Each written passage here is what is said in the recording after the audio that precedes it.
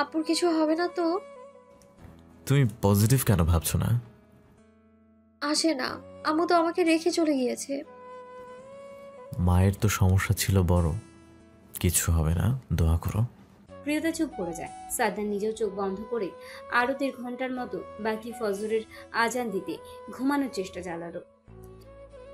হসপিটালে পৌঁছাতেই আধা ঘন্টা সময় লেগেছে। রাত শেষের দিকে হওয়াতে প্রায় সবাই ঘুমিয়েছিল। শুধু কিছু সংখ্যক মানুষ আছে, তবে তারাও কেউ রোগী, কেউ বা বাচ্চা কাচ্চা নিয়ে হাঁটাহাঁটি করছে। ডক্টর নার্স চোখে পড়ছে না রাহাতের। মজিফুর মির্জা আরজা মির্জা দৌড়ে ভেতরে গেল। রাহাতও ব্যথায় ছটফট করতে থাকা আয়নাকে নিয়ে এগিয়ে এলো। তবে বেশি দূর যেতে হয়নি। 2 বাপ চাচা সহ ডক্টর সমেত ফিরে এলো আর সবাইকে অপেক্ষারত ফেলে দিয়ে আয়নাকে নিয়ে চলে গেল ওটিতে। সালেহা বেগম ছেলেকে অব্যয় দিয়ে এটা সেটা বলছে। আজান দিলে পুরুষ সবাই নামাজ পড়তে চলে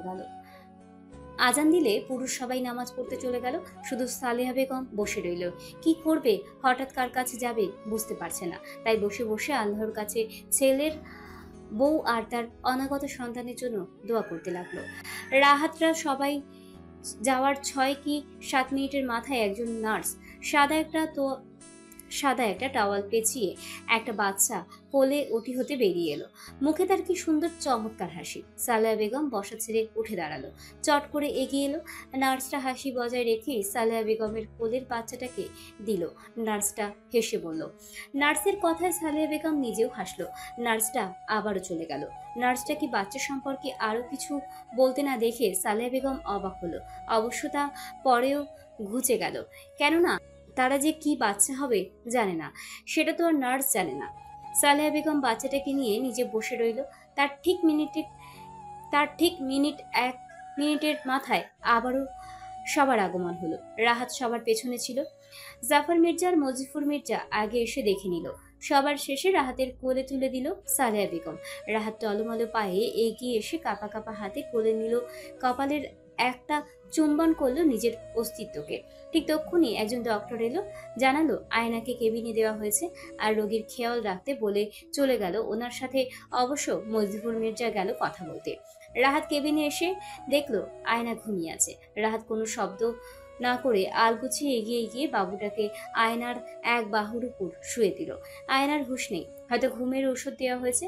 রাহাত চট করে সাথে থাকা বাবার ফোনটায় কয়েকটা ছবি তুলে নিজের হোয়াটসঅ্যাপে পাঠিয়ে আবারও ডিলিট ফর মি করে দেয়। অতঃপর বউ আর বাচ্চাকে পাহারা দিতে লাগলো। সময় কম, দ্রুত চলে যায়। সময় কত দ্রুত চলে যায়, শুধু থেকে যায় যা স্মৃতি হিসেবে কিছু মুহূর্ত। তেমনি দেখতে দেখতে কেটে গিয়েছে একটা বছর। সারা প্রিয়তার এইচএসসি পরীক্ষা চলছে। আয়না রাহাতের মেয়ে 1 বছর হলো আজ। হ্যাঁ, সেই দিন রাহাত আর আয়নার কোল আলো করে ইনিয়া এসেছিল। তিন্নিয়ার কবিরের একটা ছেলে হয়েছে 3 মাস চলে। বাচ্চার নাম তুরাক খান। মাইশাও সেও কনসিভ করেছে 3 মাস চলে। তবে বহু চেষ্টার পর আজ 1.5 বছর পর মুখ তুলে চেয়েছে আল্লাহ মাইশা আর আয়নের দিকে। ওয়াজিদ রীতিকে নিয়ে আবারও সেই সুদূর ইতালিতে পাড়ি জমিয়েছে। তবে শোনা যাচ্ছে আর বছর 2 পর তারাও বাংলাদেশে এসে যাবে। একেবারে তাদের কোনো বাচ্চা কাচ্চা হয়নি এখনো। সারা আর রাহানের বিয়ের ডেট পড়েছে আর 9 দিন পর। আজ মির্জা বাড়ি বেশ জমজমাট পরিবেশ। তার কারণ আজ্জা মির্জার বাড়ির একমাত্র কন্যা এনিয়ার বার্থডে আজ। 1 বছর পা রাখলো ছোট্ট এনিয়া, যে কি না তার ছোট্ট মা প্রিয়তার সঙ্গে সঙ্গে থাকলে সারাক্ষণ যা নিয়ে সাদনানের অভিযোগের শেষ নেই। কারণ ইনিয়া হওয়ার পর থেকে প্রিয়তা তার ধারে কাছেও বেশি ঘেঁষে না, সবসময় ওকে নিয়ে পড়ে থাকে। তাই তো সাদনান ভেবে নিয়েছে আজ রাতে কিছু একটা করবে। বেশ অনেকটা সময় সাদনান গাড়িতে বসে আছে, গাড়িতে এসে চলছে, কিন্তু সাদনান তাও ঘামছে। রাহান সেদিকে এক পলক তাকিয়ে গাড়ির ড্রাইভারকে এসির পাওয়ারটা একটু বাড়িয়ে দিতে বলে ড্রাইভার কথা মতো কাজ করে। তারপর ধীর স্বরে সাদনানকে জানালো, শোন, বাবা বলেছে এই মাস থেকে অফিস যেতে হবে। যা, তবে আমি ঠিকঠাক সঙ্গ পেলে হলো। সাদনানের কণ্ঠ খুব শান্ত রেখে বলল। রাহান দীর্ঘশ্বাস ছাড়ে। এই কথা উঠলেই সাদনান সবসময় এমন খাপছাড়া জবাব। রাহান আমতা আমতা করে বলল, নিজের একটা পরিচয় দরকার। বউ পালার চেয়ে ঢের বেশি টাকা ইনকাম করিস। এমপির ডান হাত ভুলে যাচ্ছিস? সাদান শাওয়ার নিয়ে মাত্রই বেরিয়ে এলো। পরনে ছাই রঙের একটা ট্রাউজার, বলিষ্ঠ পেটানো উদ্দাম শরীরে বুকের ঘন কালো লোমগুলোতে পানি চিকচিক করছে। গলায় একটা টাওয়াল জড়ানো, যার এক পাশ দিয়ে মাথার চুলগুলো মুছে নিচ্ছে। শাওয়ার নেওয়ার ফলে চেহারার আলাদা একটা স্নিগ্ধ লাগছে, কিন্তু সেই স্নিগ্ধতা চাপা পড়ে মুখে বিরক্তি প্রকাশ পাচ্ছে।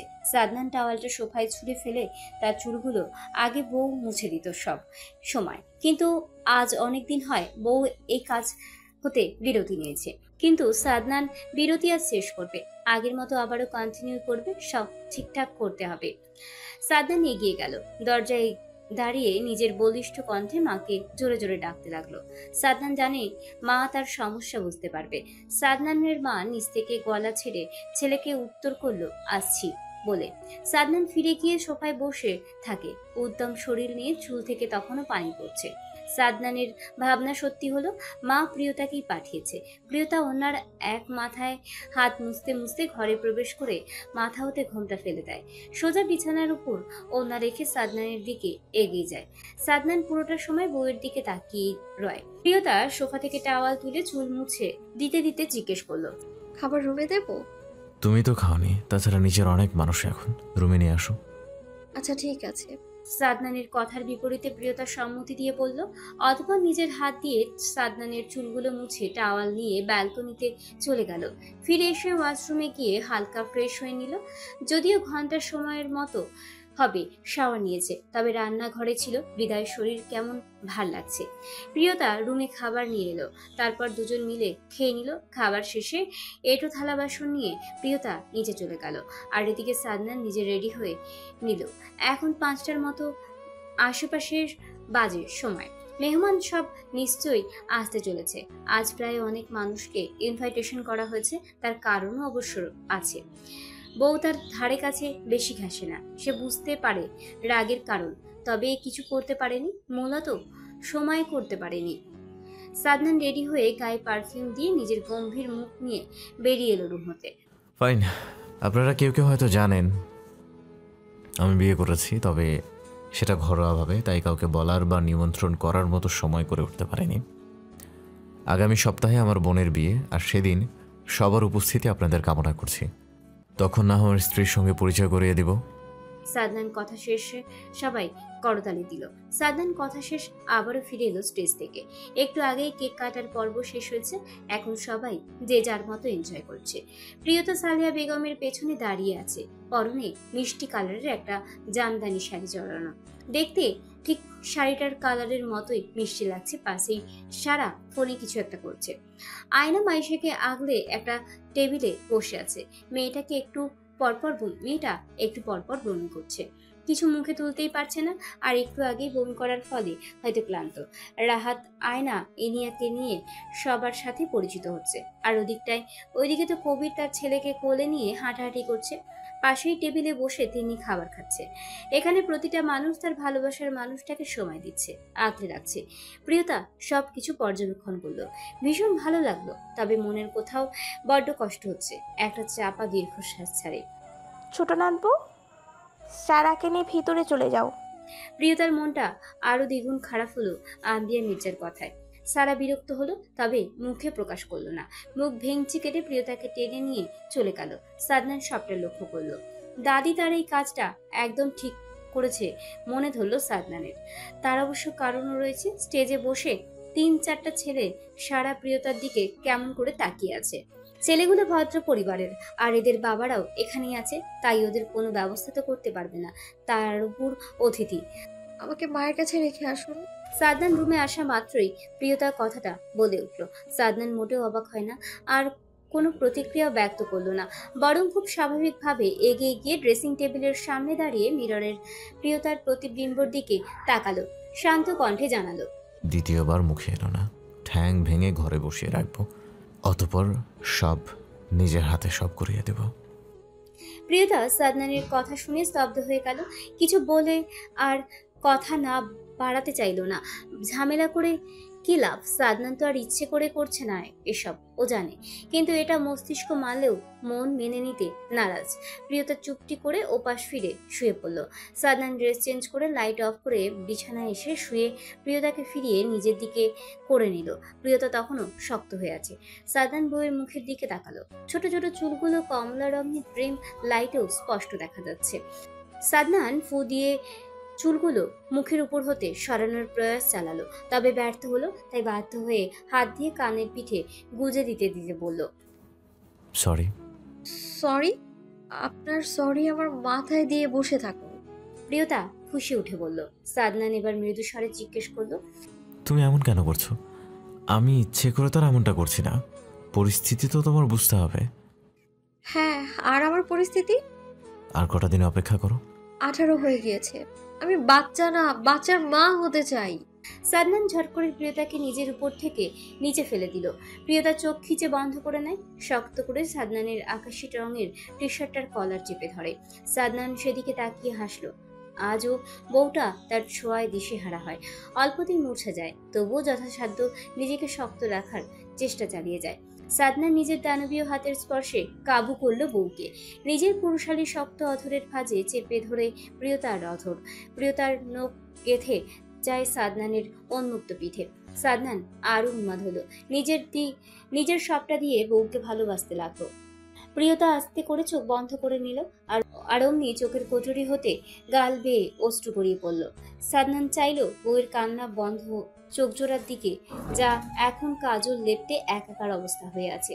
সাদনান সেই ভেজা চোখের পাতায় চুম খেয়ে তেসাদুর কণ্ঠে বলল, কেন আমাকে পাগল করতে আসো?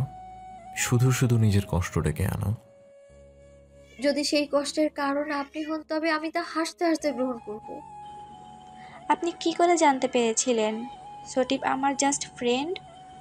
প্রথমে তো বিশ্বাস করলেন না। কিছু জিনিস গোপনে সুন্দর। ওয়াজিদ কথা শেষে রিধির ঘাড়ে আবারও চুমু খেলো। রিধি মোচড়ামুচড়ি করে সরে যেতে চাইল, তবে ওয়াজিদের শক্ত বাঁধন হতে নিজেকে ছাড়াতে পারল না। যা দেখে ওয়াজিদ হাসলো শব্দ করে। সেই হাসি রিধির সর্বাঙ্গে শিউরে উঠল। এই বাঁধন এত সহজে ভাঙা যাবে? আমি চাইও না ভাঙতে। ওয়াজিদ রিধির কাঁধে আবারও চুমু খেলো। রিধি এবার ফিরে ওয়াজিদকে জড়িয়ে ধরলো। ওয়াজিদ বুঝতে পারে বউ তার সঙ্গ চাচ্ছে, তাই তো কথা না বাড়িয়ে বউকে কোলে তুলে সোজা রুমে চলে এলো আর একে অপরের মাঝে ডুবে গেল। রাহানার সারার বিয়ের শপিংয়ের জন্য বাড়িতে দোকানদার নিজে সব রকম পোশাক নিয়ে এসেছে। দোকানগুলো অবশ্য মির্জাদের কর্মচারী রেখে দিয়েছে শুধু। আম্বিয়া মির্জার আদেশে কোনো মহিলা মার্কেটে যেতে পারবে না। এতে অবশ্য কারোর অসুবিধে নেই, এত বছর ধরে তো এই রীতি অনুযায়ী কাজ হয়ে আসছে। শুধু মাইশার সময় মাইশার জোড়াজুড়ি করাতেই মাইশার বিয়ের শপিং মাইশা নিজে করতে চেয়েছে, তাই দেওয়া হয়েছিল। সবার জন্যই মোটামুটি কাপড় নেওয়া হয়েছে। গায়ে হলুদের কাপড় রাহান নিজে পাঠাবে, আর বিয়ের পোশাকও রাহান পাঠিয়ে দিয়েছে। বাকি ছিল শুধু বাড়ির মানুষজন। কাল সন্ধ্যায় গায়ে হলুদ বাড়ি ঘর ঝকঝকে পরিষ্কার সাথে সুন্দর করে সাজানো হয়েছে। গায়ে হলুদের জায়গায় আগের ন্যায় বাগানটাই করেছে বিশাল জায়গা নিয়ে। তার কারণও অবশ্য রয়েছে, ছেলের গায়ে হলুদও এখানেই হবে। পরিবারের বংশের ছোট মেয়ে, তাই বিশাল ধুমধাম করে আয়োজন করা হয়েছে। পাড়া প্রতিবেশী কাউকে মনে হয় বাদ রাখেনি। পাশের 2 এলাকায় পর্যন্ত বড় বড় মান্যগণ্য ব্যক্তিদের নিমন্ত্রিত করা হয়েছে। সবার কাপড় নেওয়া শেষে আম্বিয়া মির্জা বেশ দামি দেখে ভারী একটা শাড়ি নিল, একদম লাল টকটকে, যেটার দিকে সবাই কম বেশি হাঁ করে তাকালো। সাথে অবাক জাফর মির্জা তো স্ত্রীর দিকে চোখ কটমাট করে তাকিয়ে বলেই ফেললো, আমু, নিজের বয়সের দিকে একটু নজর দাও। এই বয়সে এসে তুমি এসব পড়বে? আম্বিয়া মির্জা কোনো প্রতিক্রিয়া করলো না, আর না করার দিকে তাকালো। সোজা সবার পেছনে চুপটি করে দাঁড়ানো প্রিয়তার দিকে তাকিয়ে ইশারায় কাছে ডাকলো। প্রিয়তা ভয় পেল। ফাঁকা একটু ঢোক গিলে আশেপাশে সবার দিকে দৃষ্টি পড়ালো। সাদনানের দিকে তাকালো, তবে সাদনান ফোনের দিকে তাকিয়ে আছে। প্রিয়তা বোনের দিকে তাকাতেই আয়না যেতে ইশারা করে। প্রিয়তা হাতে থাকা চাপাতা কালার স্লিভলেস শাড়িটা শক্ত করে চেপে ধরে এগিয়ে এলো। আম্বিয়া মির্জা উঠে দাঁড়িয়ে নিজের হাতের শাড়িটা প্রিয়তার গায়ের উপর মেলে ধরতেই সবার বোধগম্য হলো এটা প্রিয়তার জন্যই নিয়েছে। প্রিয়তা নিজেও অবাক হলো। আম্বিয়া মির্জার সবাইকে আরো এক দফা চমকে দিয়ে প্রিয়তাকে হুকুমের স্বরে বলল, তুমি নিশ্চয়ই জানো সারার বিয়ের দিন তোমাদের একটা ছোটোখাটো অনুষ্ঠান হবে। বিয়ের পরপরই এটা পরে রেডি হয়ে নেবে, আর বিয়েতে ওই চা পাতা কালারের শাড়িটা পরবে। প্রিয়তার চোখে পানি চলে এলো, তবে সেটা চোখের কোঠরি হতে বেরিয়ে আসার আগেই আবিয়া মির্জা নিজের হাতের তালুর সাহায্যে মুছে নিয়ে কঠিন স্বরে বলল, আমার সামনে একদম ন্যাকামো করবে না। আর হ্যাঁ, 2 বোন রাতে আমার ঘরে আসবে। প্রিয়তা তৎক্ষণাৎ চোখ মুছে নিল, আর সবার মুখে হাসি। আম্বিয়া মির্জা বরাবরই ভালো মানুষ, শুধু একটু রাগী মানুষটা, সাথে বেশ পুরনো দিনের নিয়মকানুন মানে, এটাই যা। নয়তো ভীষণ ভালো মানুষ প্রিয়তা, আগে থেকেই জানতো। অবশ্য এটা শুধু প্রিয়তা না, মির্জা বাড়ির প্রতিটা সদস্যই জানে। তাই তো সাদনান দাদিকে কখনো কোনো বিষয় কিছু বলতো না। প্রিয়তা সাদনানের কাছে কিছু জানাতো। আচ্ছা দাদি। প্রিয়তা জানালো, আয়নাও সম্মতি দিল। অতঃপর আবারও সবাই কাপড় দেখায় মনোযোগী হলো। রাহাত আয়নার পাশে দাঁড়িয়েই ছিল। সবাই যখন কাপড় দেখতে ব্যস্ত, রাহাত তখন আয়নার একটা হাত মুঠোয় পুরে নিয়ে ফিসফিস করে বলল, বলেছিলাম না দাদি ভীষণ ভালো, সব ঠিক হয়ে যাবে। আমার কথা ঠিক হলো তো? আয়না শুধু প্রশান্তির হাসি হাসলো। আয়না বরাবরই চুপচাপ কথা কাটাকাটি কোনোদিনও করেনি রাহাতের সাথে, সব সময় কম কথা বলে। রাহাতের অবশ্য প্রথম প্রথম মনে হতো আয়না হয়তো ওর সাথে এমন, কিন্তু না, আয়না মানুষটাই এমন। থাকে না কিছু মানুষ অল্পতেই খুশি, আয়নাও ঠিক তেমন। প্রিয়তা, আয়না, সুফিয়া বেগম, সালেহা বেগম সবাই আম্বিয়া মির্জার রুমে উপস্থিত। আম্বিয়া মির্জা বসে আছে বিছানায়, সামনে অনেকগুলো গহনা রাখা। গহনাগুলো যে অনেক পুরনো সেগুলো এক দেখায় যে কেউ বুঝতে পারবে। তবে প্রিয়তা বুঝতে পারছে না তাদের এখানে ডেকে দাদি এগুলো কেন বের করছে। ছোট নাতবো, এগুলো তুমি আমার দেওয়া শাড়িটার সাথে পরবে অনুষ্ঠানে, মনে থাকবে? কিন্তু আমি কিছু শুনতে চাই না। প্রিয়তা চুপ করে গহনাগুলো হাতে নিল। আম্বিয়া মির্জা আয়নার হাতে সেম ডিজাইনের একটা নেকলেস, মোটা মোটা 2টা বড় বালা, একজোড়া কানের জিনিস, একজোড়া নুপুরের সাথে নাকের একটা বড় নথ, আর কোমরের একটা বিছা। প্রিয়তা গহনাগুলো এক পলক দেখে নিল। গহনা, সাজুগুজু এসবের প্রতি কোনোদিনই 2 বোনের বেশি আগ্রহ নেই। আম্বিয়া মির্জা গহনাগুলো দিয়ে আগের স্থানে গিয়ে বসে পড়ল। আবারও অতঃপর 2 ছেলের বউয়ের উদ্দেশ্যে বলল, তোমাদেরও কিন্তু দেওয়া হয়েছে, আর তোমাদের মেয়েদের জন্য আছে। তবে বালাজোড়া শুধু বাড়ির বউই পায়। জি আম্মা। সুফিয়া বেগম বলল। তারপর সবাই আম্বিয়া মির্জার রুম হতে বেরিয়ে এলো। প্রিয়তা গুটি গুটি পায়ে রুমে এসে সেগুলো বিছানায় রেখে সাদনানের উন্মুক্ত বুকে শুয়ে পড়ল। জোরে জোরে শ্বাস ফেলে পড়ল, দাদি দিয়েছে। তোমার নেই? দাদি দিয়েছে। ভালো তো। সাদনানের দায়সারা ভাবে জবাব। প্রিয়তা এবার মুখের অবস্থা এমন করলো যেন কেঁদে ফেলবে। সাদনান তড়িঘড়ি উঠে বসলো, বউকে নিজের বাহুডোরে আগলে নিল, মুচকি হেসে বলল, পাগল, মজা করছিলাম। প্রিয়তাও নাক টানে।